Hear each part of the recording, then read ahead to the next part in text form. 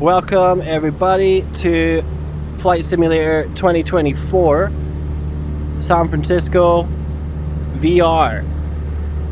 Got a bunch of stuff to waffle on about, so we're going to be doing that. Starting with, let's talk about the launch. Now, I know that everyone's saying about what an absolutely flawless launch this game had, and I don't want to be that guy, but I've got some criticism. I'm actually joking.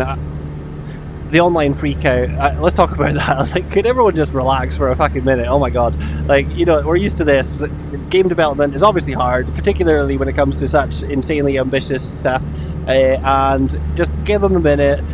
What they're trying and the reasons for it are all worth it, and it's already paid off. You know, here we are, we're playing it, it's already cool. I'll give you an example where so obviously before doing this video I spent a bit of time just trying to get my graphics set up right, and we're going to talk probably quite a bit about that, mostly performance, graphics, etc.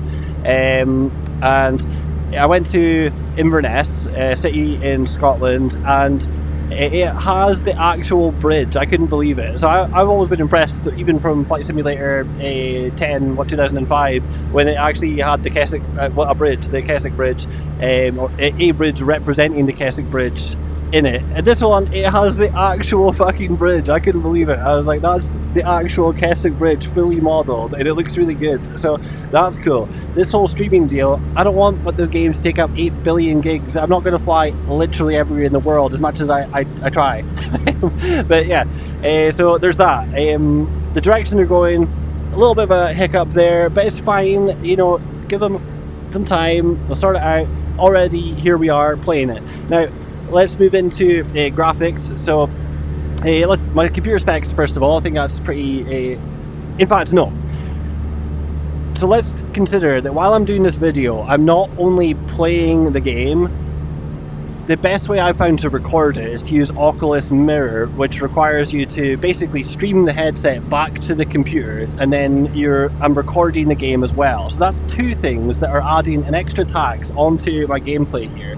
And not insignificant. Like, with Flight Simulator 2020, this would not be possible. Let's start with that. You know, I would do a lot more videos on flight. I love flying around, and I would love to do videos on it, because I love touring the world and getting like a little bird's eye view of places that, you know, even in real life you can't do this, you know, like just at your total leisure, just fly around and explore cities and things like that.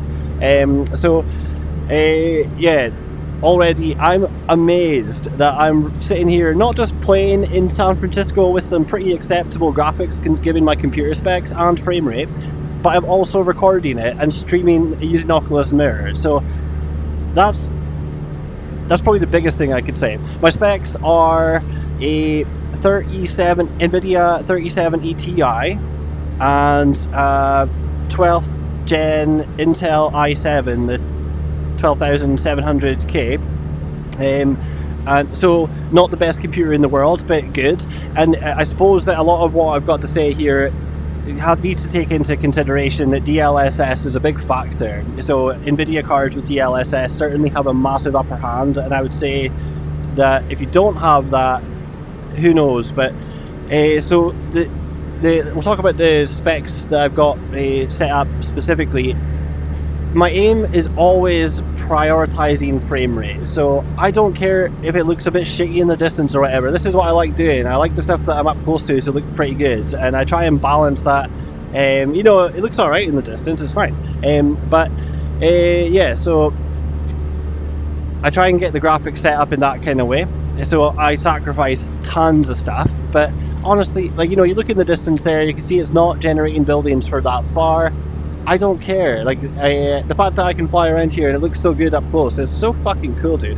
So my graphics, I could go into my graphics settings and actually show you them, but basically everything off. Let's start with that. Everything off. DLSS, ultra performance,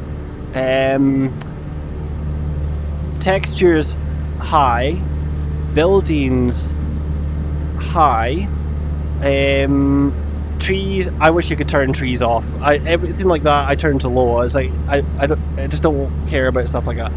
You know, not as I'd love to have it all full spec, obviously, but like yeah, like you see most people who play this game, you hear them, or so I see anyway, like you see them playing it at like 30 frames per second and stuff. I couldn't fucking handle that. Like, so again, considering all the extra taxation from all the stuff I'm doing, the recording wise, I don't know what frame rate I'm getting exactly, but it does seem really smooth, and it must be.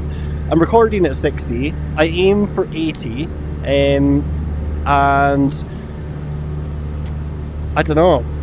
It seems really. See, when you have a hard time telling, to me that tells me it must be over 45. It must be.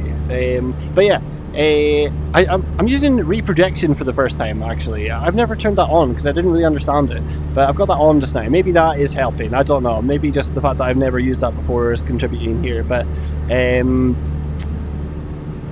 this is awesome, dude. Like, you know, I'd really love to do more videos, but I don't, because I wasn't able to do, like, literally what we're doing right now. I could not have done this in a Flight Simulator 2020. I am freaking amazed by that. I've done videos on Flight Simulator 2020 before, but I could only do them in the middle of nowhere. As soon as I tried anywhere like this, it just wasn't fucking happening. Not a chance. So, very impressive. I think that really I've said all I want to say at this point. Oh no, did I mention the Dune Ornithopter? I may have. If I haven't, I'm just a tourist flyer. I just like doing this. It's like going to different places in the world and checking them out. Flying from like one place to another and getting an idea of like the terrain and the hills in the area and stuff like that. So it's really, I just think it's such a cool thing to be able to do. And you know, people think about flight simulators often in the past in general. I'm sure they associate it with like super nerdy flight simming, which I like as well a little bit. Like, you know, I'm looking forward to trying the missions and things like that. But when it comes down to it, this is what I like doing. I like flying around the world. And San Francisco is a freaking sweet place just because of the sea of buildings. It's fucking cool. Like I say, I think I'm pretty much done with conclusion.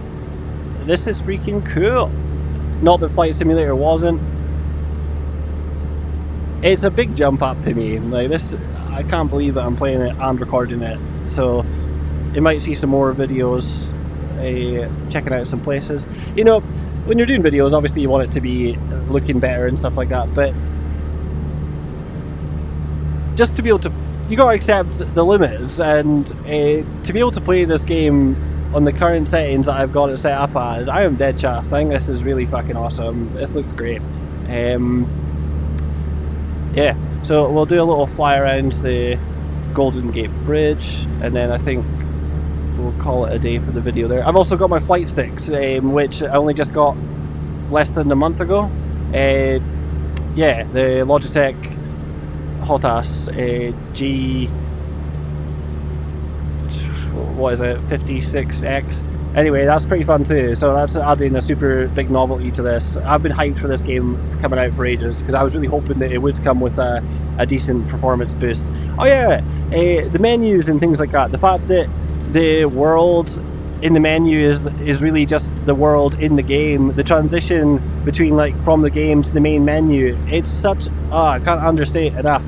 I mean, a lot of this stuff could just have been an update in the game, but I think they made it clear that there was some underlying stuff that made it need to be a full new game. Anyways, I'm here for it. Long live Microsoft Flight Simulator, and this is a very good start. Yeah. Okay.